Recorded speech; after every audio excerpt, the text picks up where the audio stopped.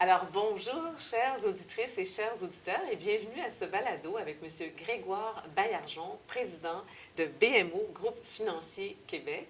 Et aujourd'hui, nous discuterons avec M. Baillargeon des initiatives climatiques de la BMO. Alors, bonjour, M. Baillargeon. Bonjour Hélène, Comment allez-vous? ça va très bien. Merci beaucoup d'accepter de tourner ce balado avec nous. C'est un plaisir, c'est un plaisir. Et puis, écoutez, je commence parce que quand j'ai lu, pour me préparer pour ce balado, j'ai lu que la BMO avait mis en place un institut, l'Institut pour le climat.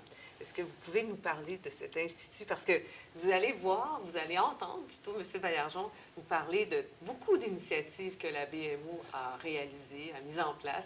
Et je crois que c'est un exemple d'engagement et de leadership dans le domaine. Absolument, ça fait plaisir. Premièrement, merci de nous accueillir pour ce balado. L'Institut du climat BMO, c'est une initiative qu'on a commencée en 2021. Donc, ça fait quelques années que c'est en place. Puis, c'est un catalyseur vraiment pour BMO sur un ensemble d'initiatives climatiques qu'on va pouvoir discuter pendant la conversation. L'Institut du climat, c'est essentiellement un pont entre le milieu académique, le milieu réglementaire, le milieu de la finance, évidemment, les diverses industries, pour aller chercher les meilleures pratiques, comprendre ce qui se fait, connecter les acteurs, puis nous aider, nous, l'institution financière, à développer les solutions de façon à ce que dans le système, on arrive à mettre les bons produits financiers. Donc, c'est vraiment un pont. À quoi ça sert à l'interne? À plusieurs choses. Évidemment, ça nous permet de voir de mettre des espèces de feuilles de route de décarbonation dans différents secteurs, puis de voir dans certains secteurs qu'est-ce que les émissions peuvent arriver à faire à travers une certaine période de temps. Ça nous permet de mettre en place les meilleures pratiques pour comprendre la résilience climatique, les enjeux de risque physique autour de ça. Ça aide notre bureau de la durabilité à solidifier, évidemment, leurs pratiques. Vous avez un bureau de la durabilité aussi. Oui, on a un bureau de la durabilité comme toute grande corporation, évidemment, qui fait toutes sortes de choses. Puis on va parler de nos rapports puis de nos divulgations un petit peu plus tard. Alors, tout l'aspect durabilité, il y a beaucoup de volets. Puis l'Institut du climat, c'était pour s'assurer que toutes ces choses-là ne sont pas dans des silos, ne sont pas séparées. C'est transversal, ça touche à tout, ça touche à toutes les lignes. Donc, ça amène aussi la conscience des banquiers, ça éduque nos équipes de gestion, ça éduque nos employés sur la question climatique, sur les solutions qui existent. Quand la conscience rentre dans l'organisation un peu partout, c'est là où on arrive à faire vraiment de belles choses. Alors, vraiment, toute cette information-là passe par notre institut. Puis, c'est un catalyste, vraiment, là, pour ça amène ce des qu'on fait. changements. Bien oui, absolument. Et puis, vous avez réalisé un sondage en 2023 auprès de dirigeants d'entreprises canadiennes et américaines pour parler, entre autres, de changement climatique et de la compétitivité des entreprises. Est-ce que vous pouvez nous parler des résultats de ce sondage? C'est un sondage qui est effectivement fait par l'Institut du climat BMO, qui permet de voir plus clair sur où est-ce qu'on en est en Amérique du Nord. On est là pour être un partenaire auprès de nos clients. On l'a dit, c'est notre ambition climatique, c'est ça, c'est d'être le partenaire de nos clients dans la transition vers un monde net zéro. Puis un partenaire, c'est ça, ça accompagne. Alors, il faut comprendre. Alors, on fait un sondage, on parle aux entreprises de toute taille. Ce qu'on trouve dans ça, c'est que de plus en plus, on voit l'augmentation, parce que ça fait 2 ans qu'on le fait. Il y a une augmentation des plans à l'interne dans les entreprises sur la question climatique. De plus en plus de plans qui sont en place, de plus en plus de plans qui sont en cours en élaboration. Au total, là, en place et en cours d'élaboration, c'est autour de 60 ce qui est quand même pas si mal. On est... puis c'est probablement matériellement différent, évidemment, d'il y a 3, 4, 5 ans. Alors, si on est dans le 40 qu'il n'y a pas de plan, il faut commencer à se poser des questions. Là. Alors, ça c'est certainement une des réalisations. Une chose importante qui est sortie de ça, c'est que historiquement, quand on posait cette question-là, on avait souvent la réponse « Pourquoi vous mettez un plan en place? » Puis c'est parce que l'environnement et le climat, c'est important pour le monde entier. Et de plus en plus, la question elle commence à être spécifique sur leurs entreprises. C'est important pour nous, c'est important dans notre secteur, c'est important pour nos clients, c'est important dans notre chaîne de valeur. Alors, ce n'est pas que c'est moins important soudainement d'un point de vue humain, global, mais ça devient spécifique. Et ça, moi, ça me donne beaucoup d'optimisme. Alors, ce n'est plus une externalité, là, ça commence à rentrer vraiment dans le système. Et donc une entreprise se doit d'avoir son plan en place. La plupart ont confiance que leur plan fait une différence. Ça aussi, c'est encourageant. Et c'est ça. Alors, tous ces points-là nous aident beaucoup. On a fait en parallèle de ça, ici au Québec, on s'est associé avec Québec Net Positif pour le baromètre de la transition cette année. Alors, ça nous permet de mettre tout en lumière puis de bien comprendre géographiquement aussi ce qui se passe principalement ou directement au Québec. Et moi, une des choses qui est ressortie, on voit à peu près les mêmes tendances, peut-être un peu plus d'engagement encore au Québec, mais de façon générale, les entreprises québécoises qui sont exportatrices, particulièrement vers l'Europe ou vers la Californie, des endroits où la réglementation est quand même très haute sur la question climatique, les enjeux de décarbonation, on voit que ces entreprises-là sont vraiment très engagées. Alors, plus on va au-delà de nos frontières, moi, on regarde juste notre marché ici, plus on s'engage dans la question climatique. Alors, c'est ce qu'on voit des sondages. Oui, puis on risque de voir ça encore davantage le jour où on aura une tarification carbone à la frontière, hein. On va voir Oui, ça de plus en plus. absolument. Donc, vous travaillez avec les entreprises. Puis c'est quoi la préoccupation des investisseurs comme la BMO en changement climatique lorsque vous devez soit évaluer en amont ou éventuellement en aval les résultats Ouais. des entreprises ou comment décider si vous les financez ou non? Ouais. Bien, je pense que pour tous les acteurs maintenant, il y a des nouveaux risques qu'il faut prendre en compte. Puis je pense que c'est reconnu de façon générale, là, le risque physique, le risque climatique physique sur des entreprises, que ce soit pour des investisseurs qui investissent directement, que ce soit pour nous comme banque à travers nos investissements et notre financement des entreprises, de bien comprendre quels risques physiques sont dans le système. Alors, des risques d'inondation, des risques de feux de forêt, des risques de sécheresse dans le secteur agroalimentaire. Ça peut être des risques qui sont très, très, très significatifs. En parallèle de ça, il y a ce qu'on appelle le risque de transition. Puis ça, c'est absolument énorme. Parce que quand on y pense, là, que ce soit des risques que la réglementation va changer, tarification carbone, des risques sur la compétitivité. Alors, si un secteur, soudainement, devient moins pertinent parce qu'une solution décarbonée remplace une solution historique, on peut penser aux voitures électriques versus le pétrole ou le gaz aux stations-service, ces changements-là, c'est des changements vraiment très importants qui peuvent amener beaucoup de risques pour les investisseurs, pour les institutions financières, alors de bien comprendre les risques de transition. Mais ça va aussi sur la dévaluation d'actifs. On peut penser, on le voit en immobilier beaucoup, là, les gens qui ont un portefeuille d'immobilier commercial, quand ils ont des décisions à prendre sur le prochain système de chauffage, les décisions se prennent de plus en plus avec la bonne décision environnementale ou climatique, disons, pour décarboner le chauffage, décarboner l'ensemble des édifices. Pourquoi? Parce qu'un actif immobilier, bien, c'est un actif long terme. C'est un actif qu'on doit refinancer dans 5 ans, dans 10 ans, dans 15 ans. C'est un actif qu'on veut vendre un jour. Puis s'il n'est pas fait pour le futur, ça ne fonctionnera pas. Puis on le sait maintenant, là, le futur, il est décarboné. Alors, ces décisions-là en immobilier, moi, je trouve ça intéressant parce que maintenant, les gens se posent beaucoup moins la question, est-ce que c'est la solution la plus économique? Cette question-là, elle ne ressort plus. Venir s'installer un chauffage qui est juste au gaz dans un édifice, c'est rare qu'un investisseur immobilier va prendre cette décision-là. Il faut voir la même chose dans tous les autres secteurs. On le voit maintenant par rapport aux flottes de transport. Il faut remplacer une flotte de transport soudainement. Le client commence à se poser la question, est-ce que vraiment on y va encore avec une flotte à essence ou est-ce qu'on commence à électrifier l'ensemble de la flotte? Puis la question économique, elle devient à prendre l'avenir en considération. Et donc, ça, c'est encourageant. Mais c'est ça le risque de transition. Alors, nous, on l'évalue beaucoup, évidemment, on veut comprendre ça. Quand on regarde qu'est-ce que l'institution financière, la BMO, essaie de faire à travers la transition, bien, ultimement, c'est de se retrouver de l'autre côté de ça. Un, dans une économie robuste qui aura fait ce qu'il faut faire pour stabiliser la crise climatique, mais aussi d'avoir le portefeuille le plus résilient possible, c'est-à-dire qu'on soit auprès d'entreprises qu'on a réussi à accompagner dans une transition, qui sont encore les champions de leur industrie ou qui arrivent à innover pour avoir les solutions que les marchés voudront dans quelques années. Alors, tous ces risques-là, bien, on a les outils en place maintenant vraiment pour voir clair. Quand je parlais de l'Institut pour le climat BMO, c'est un des outils. Puis à travers ça, bien, ça s'assure que chacun de nos départements, le département de risque, le département légal, le département qui, dans chacune des industries, comprennent ce qui se passe, comprennent où est-ce que les industries s'en vont, puis qu'on arrive à prendre les bonnes décisions. Ça doit être stimulant pour toutes vos équipes de voir à quel point il y a des changements, à quel point les entreprises vont de l'avant. Définitivement. Alors, je voulais vous demander ensuite pourquoi ou comment, pourquoi, selon vous, les dirigeants sont incités à s'intéresser au climat. On pense aux politiques de rémunération, aux pressions des conseils d'administration. Est-ce que vous pouvez percevoir ça? En fait, c'est drôle, bien, je dirais chez nous, on est passé de l'autre côté de ces choses-là. C'est pas, je pense pas qu'il y a personne à l'interne qui nécessairement prend des décisions parce qu'il y a des pressions externes. On est passé ce temps-là. Je dirais le cheminement, là, il commence, souvent j'appelle ça, en fait, pour moi, il y a un cheminement de conscience. Prendre la pleine portée de la crise et la pleine portée de ce que ça veut dire et où le monde s'en va.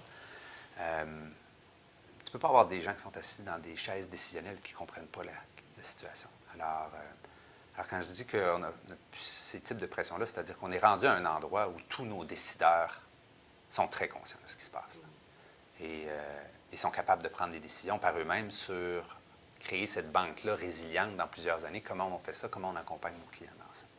Alors, après ça, oui, la rémunération devrait s'aligner avec l'ensemble des politiques climatiques, des ambitions climatiques. Le conseil d'administration se doit lui aussi d'être très conscient, puis de voir qu'est-ce qui s'en vient, puis d'aider la direction. Mais je pense que ça se fait dans l'harmonie, beaucoup plus que les gens peuvent le penser. Donc, la conscience, elle est là. Après ça, c'est de s'assurer que cette conscience-là, elle rentre partout dans l'organisation. Tu veux que tous les employés comprennent ce à quoi on fait face, comment prendre des décisions micro sur le terrain chaque jour. Et ça, bien, on l'a fait. Quand je parle encore une fois de l'Institut pour le climat BMO, on a une formation qui est donnée à tous les employés sur la question climatique. On a des formations plus spécialisées pour certains banquiers qui sont sur le terrain sur des solutions commerciales pour qu'ils soient très pointus sur le sujet. Donc, l'engagement des dirigeants, je pense qu'on est tous, presque tous, là, soit des papas ou des mamans, puis on regarde la génération qui s'en vient, puis on voit tout à fait là, la réalité des choses. Alors, je ne pense pas qu'on a besoin de beaucoup plus que ça. Cela dit, c'est une question qui est hyper compliquée. Tout le monde a des opinions. Il y a des groupes, évidemment, plus radicaux sur certaines questions. Le rôle d'une banque, c'est un rôle qui est absolument névralgique pour l'ensemble de l'économie. C'est un rôle qui est nuancé. Qu'est-ce qu'on est? On est l'endroit où les gens mettent leurs dépôts. Il faut que les dépôts soient en sécurité. Il faut qu'on les investisse de la bonne façon. Il faut qu'on tienne l'économie en équilibre. Il faut qu'on réussisse à faire financer l'innovation. Il faut qu'on finance la décarbonation. Il faut qu'on accompagne tous les secteurs de l'économie. C'est pour ça qu'on dit, nous, on est un partenaire. On va aider dans ça. On ne va pas tourner le dos. On ne va pas se mettre la tête dans le sable face à un secteur en laissant le problème à quelqu'un d'autre. On va amener l'économie canadienne, l'économie nord-américaine à se décarboner. Et ça, c'est ça. Alors, c'est à travers ça, mais nos dirigeants sont tout à fait alignés là-dessus. Là. Ça, c'est pas un gros enjeu. Ah, mais c'est intéressant, puis surtout de savoir qu'ils sont là maintenant. C'est plus de la pression selon ce que vous voyez. Les principaux défis qui sont reliés au changement climatique auxquels les chefs d'entreprise font face, c'est quoi, selon vous, ces principaux défis-là? Et comment croyez-vous que ces chefs d'entreprise peuvent les surmonter en ce moment? On parlait de notre sondage tantôt. Le défi principal, c'est le coût. Hein? C'est compliqué pour les chefs d'entreprise qui ont eux autres aussi des rôles nuancés. Alors, peu importe l'entreprise, vous avez un produit que vous livrez au consommateur, vous pouvez décarboner peut-être une partie de votre chaîne. Si vous la décarbonez, ça peut être plus dispendieux. Soudainement, le prix de votre produit n'est plus le bon. C'est très difficile aujourd'hui de mettre les attributs environnementaux de l'avant. Excusez-moi. Donc, les produits peuvent être soudainement moins compétitifs. À ce moment-là, est-ce que vous servez vraiment vos clients? Est-ce que vous servez l'ensemble de votre écosystème, vos employés? Est-ce que votre entreprise réussit à trouver sa place? Alors, il faut être conscient que c'est très compliqué. Quand le coût est plus élevé pour prendre une solution décarbonée ou une solution environnementale adéquate, ça peut être difficile. De plus en plus, je suis encouragé de voir que ça se referme là, entre les coûts de j'appelle la bonne décision environnementale et la décision qui n'en tient pas compte. Mais c'est l'enjeu principal, parce que je ne crois pas qu'il y a beaucoup de dirigeants d'entreprises, PME, grandes entreprises, qui ne sont pas conscients du tout de la situation. Tout le monde est conscient à un certain niveau et tout le monde se fait mettre de la pression par ses fournisseurs, par ses clients, par différentes parties de l'écosystème. Donc, si une solution est disponible et qu'elle a une meilleure empreinte carbone, c'est sûr qu'elle va être choisie. Alors, on approche de ça, mais pour l'instant, le coût est encore un enjeu, surtout dans un contexte inflationnaire avec une économie comme celle qu'on vit. Oui. Je voulais parler avec vous de la divulgation de risques et d'opportunités en changement climatique. Peut-être pour le bénéfice des auditrices et auditeurs, lors de la conférence sur les changements climatiques, la conférence des partis qui s'était tenue à Madrid, il y avait une décision qui avait été prise, c'était de mettre en place comment on le disait à l'époque? Oui, International Sustainability Standards Board. Et il y a une antenne à Montréal, hein, la bureau principal est à Berlin ou Francfort. Est-ce que il me semble que c'est Berlin?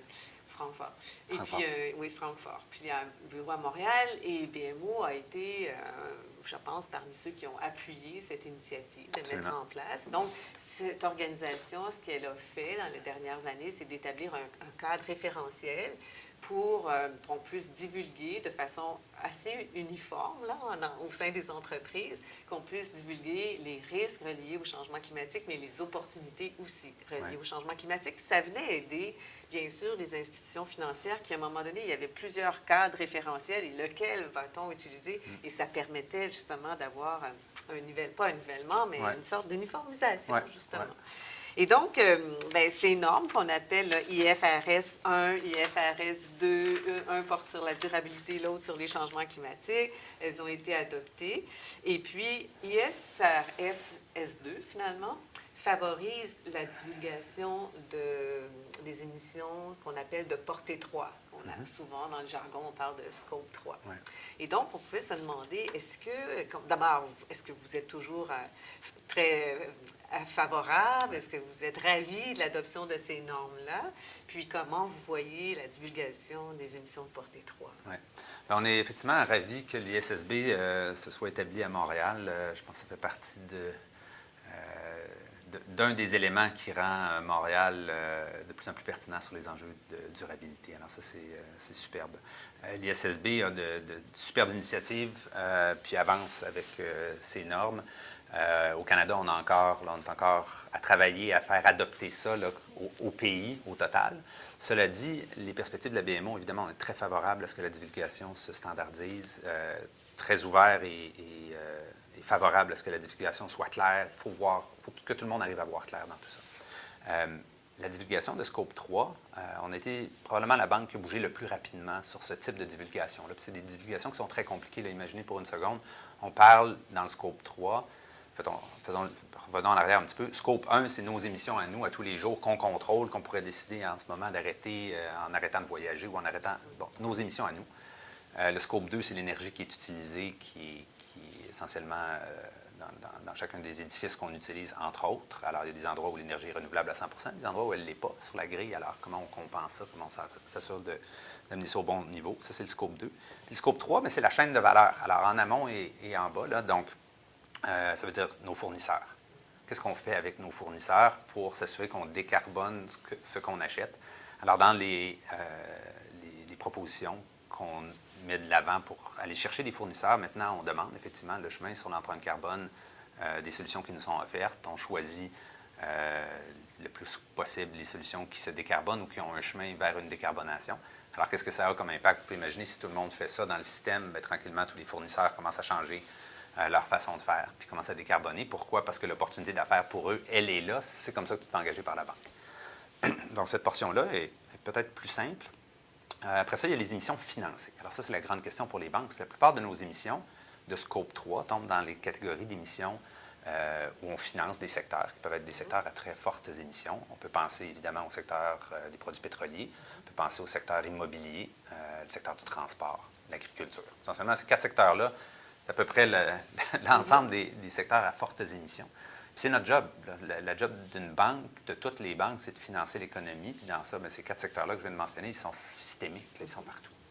Alors, très tôt, là, il y a plusieurs années, on a commencé à faire on a commencé avec le secteur du pétrole et du gaz, parce que c'est le plus important, qu'on comprenne bien ce qu'on fait. Alors, on divulgue les financements, ce qu'on a dans ces secteurs-là, et l'empreinte carbone de ça. Alors, évidemment, si un client à qui on prête arrive à décarboner ses activités, normalement, on devrait voir nos chiffres s'améliorer.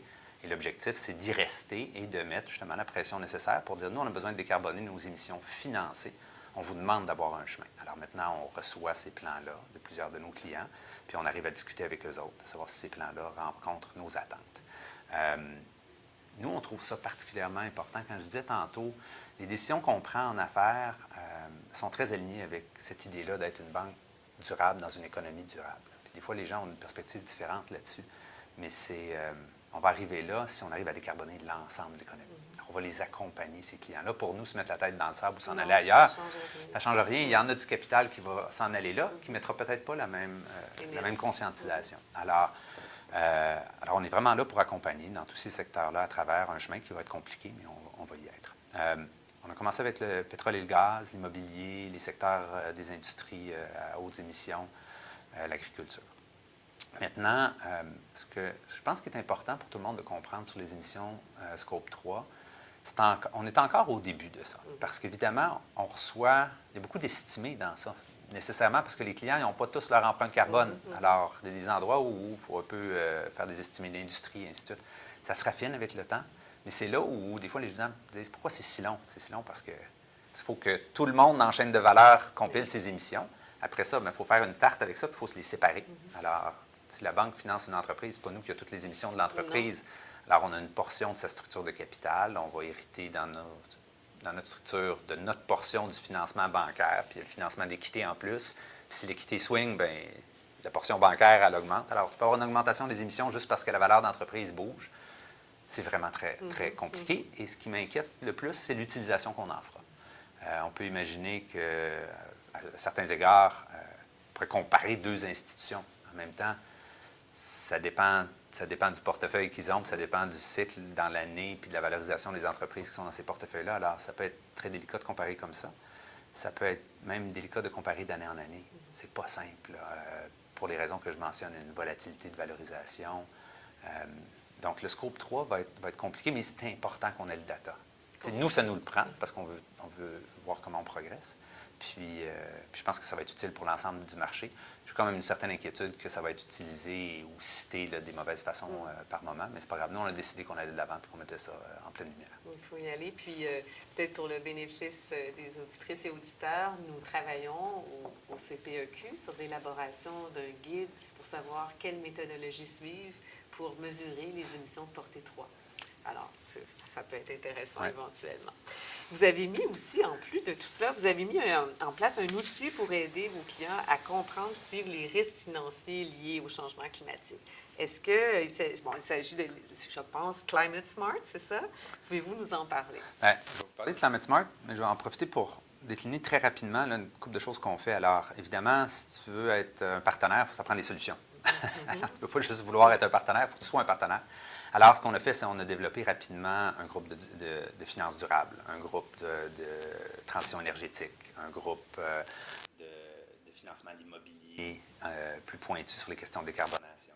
Et à travers plusieurs de ces activités-là, bien, on offre des produits spécifiques. Alors, ça nous permet d'accompagner nos clients à travers le groupe de transition énergétique sur toutes sortes de nouvelles solutions qui existent. Le groupe de durabilité, on était les premiers au Canada à sortir beaucoup de produits comme les prêts liés à la durabilité, les obligations liées à la durabilité, les dépôts même liés à la durabilité. Alors, on crée des produits qui incitent nos clients à embarquer dans la parade, si vous voulez. On a aussi, donc je parlais du groupe immobilier, on a mis une série de prêts en place pour décarboner les édifices commerciaux. Alors, si vous avez des édifices et que vous cherchez une façon de décarboner, de financer ça adéquatement, on s'est associé avec la Banque d'infrastructure du Canada et Siemens. Siemens rentre, regarde la rénovation qui est proposée, regarde la décarbonation qui vient avec ça, signe un certificat qui permet à la Banque d'infrastructure du Canada de venir garantir le prêt que BMO va faire, ce qui nous permet de vous prêter au taux essentiellement du gouvernement fédéral. Alors, vient baisser le taux d'intérêt de façon matérielle, ça accélère les prêts immobiliers en décarbonation. Alors, des solutions créatives comme ça, c'est ça qu'il faut faire pour travailler avec les paliers de gouvernement. Alors, c'est là où on a pris beaucoup de leadership, je dirais. Et l'autre place où on a pris du leadership, c'est qu'on a acheté une firme, il y a maintenant un peu plus d'1 an, qui s'appelle Radical, qui est une firme qui a partout en Amérique du Nord. C'est plus de 100 personnes qui sont dans les marchés du carbone à tous les jours. Donc, dans tous les marchés du carbone, peu importe les marchés réglementaires, les marchés volontaires, les Low Carbon Fuel Standards. Et donc, on a des experts dans ça. Si vous changez votre flotte de véhicules, vous mettez des véhicules électriques, vous pouvez participer dans un de ces marchés-là. On va être là, on va pouvoir vous accompagner selon les protocoles, créer les crédits, aller financer votre projet à travers ces crédits-là. Alors, c'est une expertise qui est intéressante pour nos clients, qui leur permet de voir clair. Dans Radical, on a une solution qui s'appelle Climate Smart. Climate Smart, c'est une solution pour que les clients puissent chiffrer leur empreinte carbone, mais pas juste chiffrer l'empreinte carbone au niveau. C'est un programme assez détaillé, c'est pour les entreprises. Les gens viennent, on prend quelqu'un de l'entreprise qui vient faire un training chez nous pour vraiment apprendre en profondeur comment bien utiliser les logiciels. Et à la fin de ça, nos clients arrivent à identifier précisément le plan d'action. Ah oui. Ils voient clairement leur empreinte carbone Ils voient là où il y a des choses qui peuvent être faites. On les conseille sur ce qui peut être fait. Puis, de façon générale, là, je pense que la statistique, c'est à peu près 20 de réduction d'émissions dans la première année après l'utilisation de nos services. Là.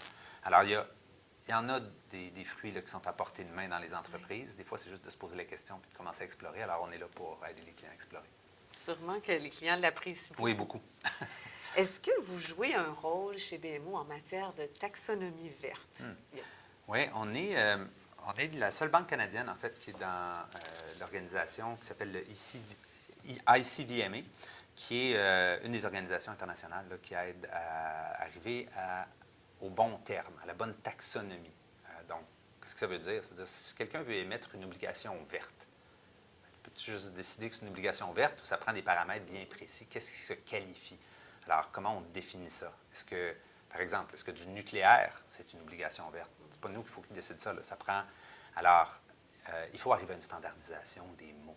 Parce que sinon, on va s'enfarger. Là. Il va y avoir toutes sortes de choses qui vont se faire, des gens qui ne seront pas d'accord. Alors, avec une taxonomie, une terminologie qui est précise, c'est très, très important. Alors oui, BMO est la seule banque canadienne à cette chaise-là, où on discute de ces trucs-là, puis cet organisme-là, indépendant, où là, on n'est pas assis sur les processus décisionnels, là, vont prendre des décisions, mais on est dans la conversation, effectivement. Puis est-ce que vous pensez que ça va arriver avec une classification des activités en fonction de leur durabilité? À quelques égards, oui. Là, tout dépend de jusqu'où on essaie de creuser puis qu'est-ce qu'on essaie de définir. Mais effectivement, de plus en plus, il va y avoir de ça parce que la finance, on parle beaucoup de finances durables, les obligations vertes, à rigueur, c'est assez clair, là, c'est assez puriste comme concept. On a un enjeu de décarbonation de l'ensemble de l'économie. Puis d'avoir un projet d'énergie renouvelable qui peut être financé avec des obligations vertes ou des produits qu'on peut qualifier de verts, c'est assez simple. Là, l'enjeu, là, on va rentrer dans 2 décennies là, où il faut rapidement décarboner tout ce qui est brun. Ça va prendre beaucoup d'argent. Puis ça, c'est là où des fois on se perd un peu là, dans cette histoire-là, à dire, ben là, moi, mon argent, maintenant, je veux juste qu'il soit investi cet hiver. Ouais, mais la décarbonation, elle va venir en investissant dans le difficile, là, le ciment, l'acier. Ça va prendre beaucoup, beaucoup d'argent. Alors, est-ce que tu es en train d'investir dans des compagnies qui ont une empreinte carbone haute? Absolument, oui. Mais c'est ces entreprises-là qu'il faut qu'ils changent leur processus. Là. Alors, il va falloir mettre beaucoup d'argent en innovation, en recherche. Après ça, dans leurs premières usines décarbonées. Pendant ce temps-là, il y en a d'autres qui sont encore carbonées. Alors, l'empreinte qui est donnée à votre investissement ou à nos prêts va être encore élevée. Là. Mais c'est ça que je veux dire. Il ne faut pas se défiler. Il faut rester là. C'est là qu'il faut investir. Il n'y en a pas de société sans ciment, il n'y en a pas de société sans acier. Là. Ça va en prendre. On va arriver à décarboner ces secteurs-là, mais il faut investir beaucoup.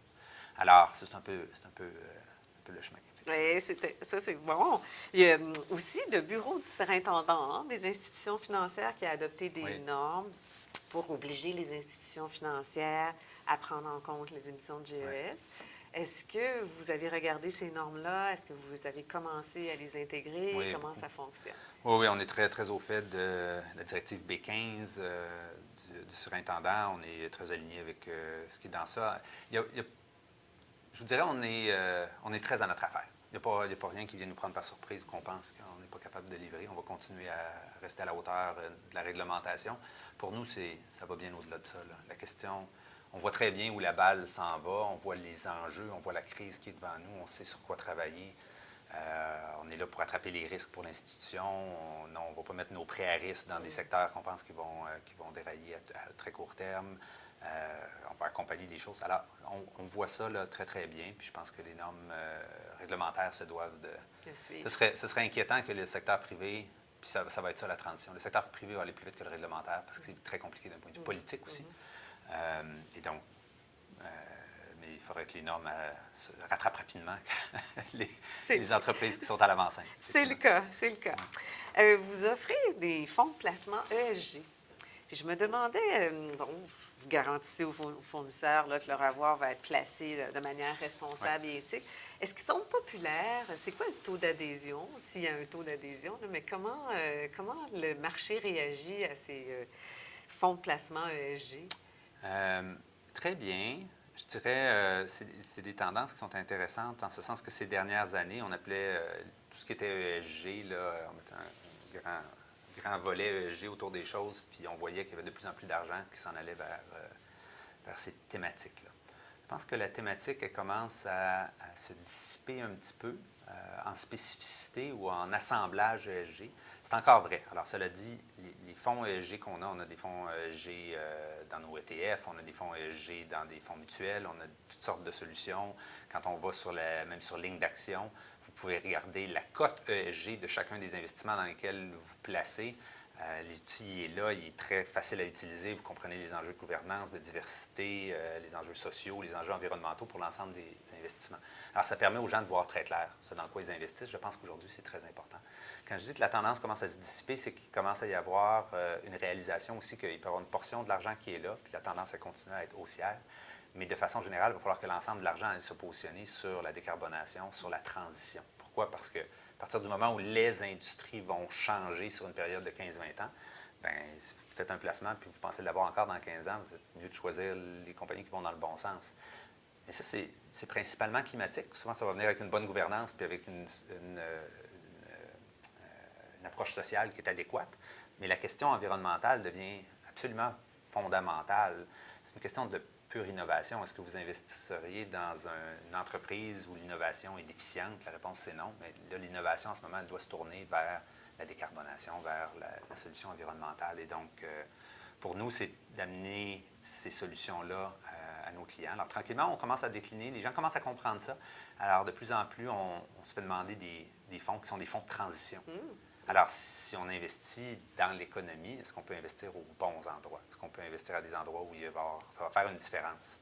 Alors, on va choisir des placements qui sont dans des entreprises qui investissent pour être des compagnies du futur. Alors ça devient de plus en plus intéressant. Je pense qu'il va y avoir une grosse tendance vers ça. Cette réalisation-là, là, que la partie difficile, il va falloir s'y mettre. Puis tant qu'à être investi dans le centre de l'économie, bien, on veut être investi sur les bons joueurs. Puis ceux-là vont sortir gagnants. Donc, il va falloir qu'on soit à l'affût de ces placements-là. Oui.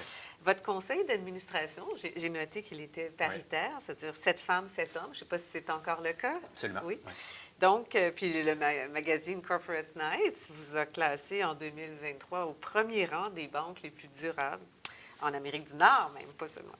Donc, comment s'est fait votre réflexion là, pour assurer une mise en œuvre réussie des critères ESG? Oui, bien en fait, je dirais même encore plus loin. À la COP27, le World Benchmarking Alliance a coté la BMO numéro 1 sur 400 institutions financières dans le monde, sur l'ensemble des facteurs ESG, incluant notre respect des limites planétaires, mais aussi les questions de diversité et de gouvernance. C'est un peu comme je disais sur la question climatique. C'est comme, on est passé le temps où c'était un effort. Là. C'est rendu tout à fait normal. En fait, quand je vois cette question-là, maintenant, il n'y a pas d'innovation pour nous là-dessus. Là. La parité au conseil, c'est assez simple. La parité dans les postes de direction, on est, je pense, à 43 ou 44 femmes dans les postes de direction. On avance. Ici, au Québec, c'est plus femmes que hommes. Alors, il y a même du progrès encore plus important ici.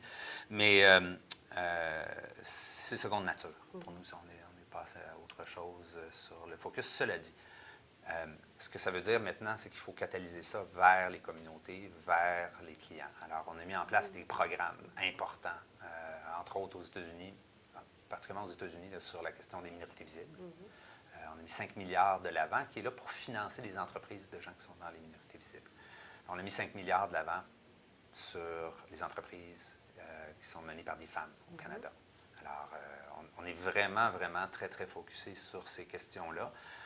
Pourquoi? Parce que ça prend souvent une lentille un peu différente pour bien comprendre la façon dont le plan d'affaires est monté, comment les gens présentent les choses. Alors, de s'assurer qu'on a des programmes qui ont la bonne lentille pour être approuvés rapidement.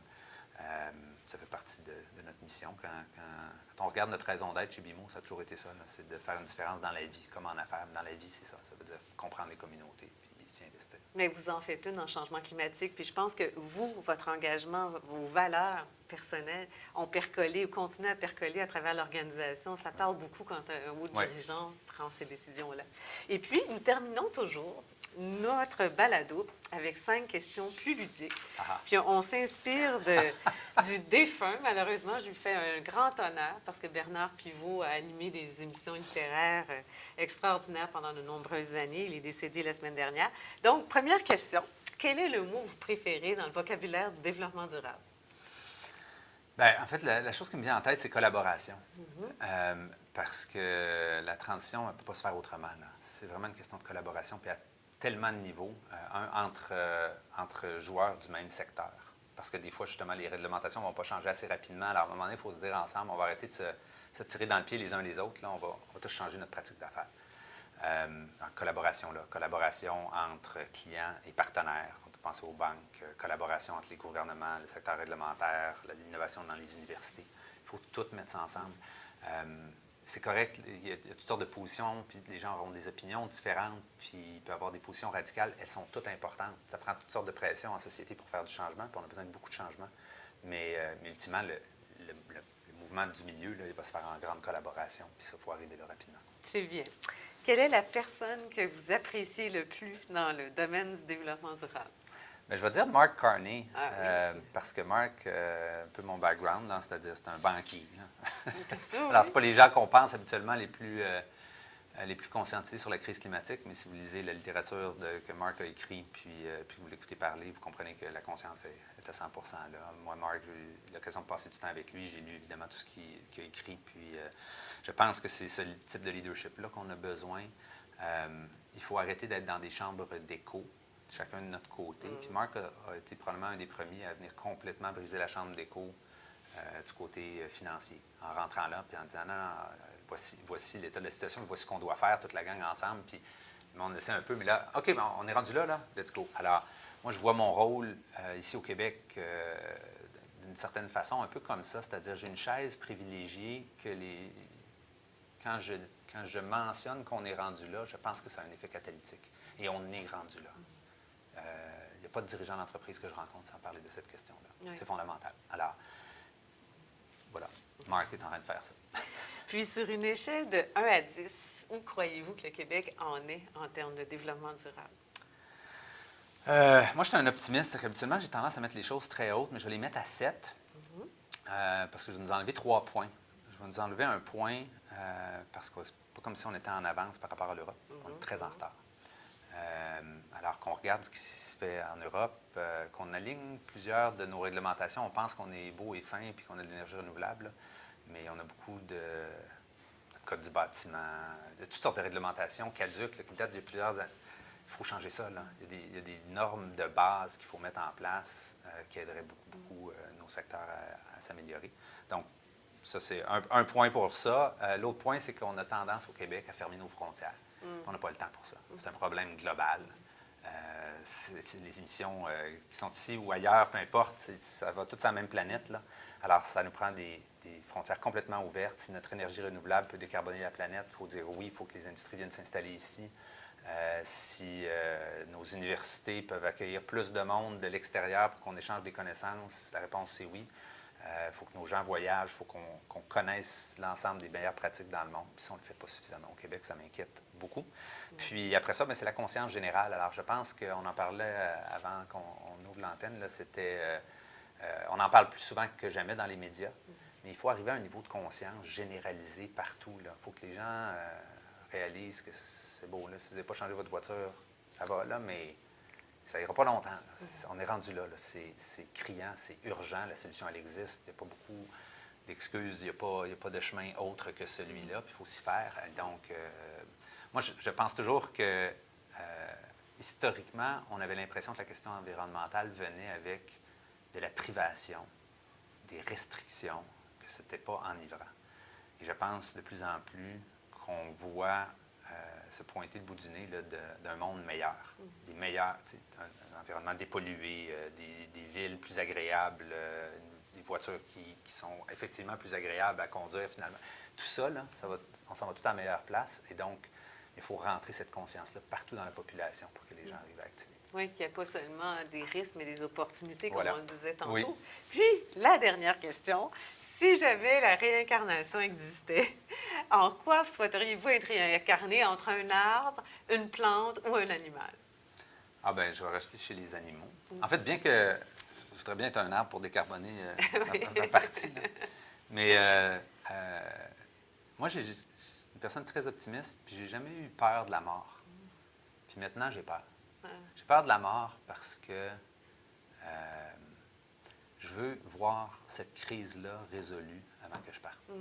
C'est notre génération. Là. Nous, maintenant, on voit clair. Nos parents ne voyaient pas clair. Là. Il n'y avait pas les données. Là, on les a, les données. Moi, j'ai encore facilement 25 ans de vie active devant moi. Là. Bien, je veux l'amener à 2050. Là. Je veux voir la destination. Et ça, alors entre maintenant puis là, si je devais mourir, je vais revenir en humain, parce qu'on a du travail à faire. Puis si la crise est résolue, puis je peux passer à autre chose, je reviendrai en koala ou quelque chose de relax. Là. Alors, mais c'était très agréable, Grégoire. Plaisir. Je vous remercie beaucoup. Puis on voit à quel point, quand on a un être très engagé comme ça, comment votre institution, vous le disiez, mais les institutions financières peuvent être des catalyseurs et faire avancer et être source de changement. Merci beaucoup. Ça fut très agréable, cette conversation. Un plaisir. Merci beaucoup. Merci à vous toutes et tous.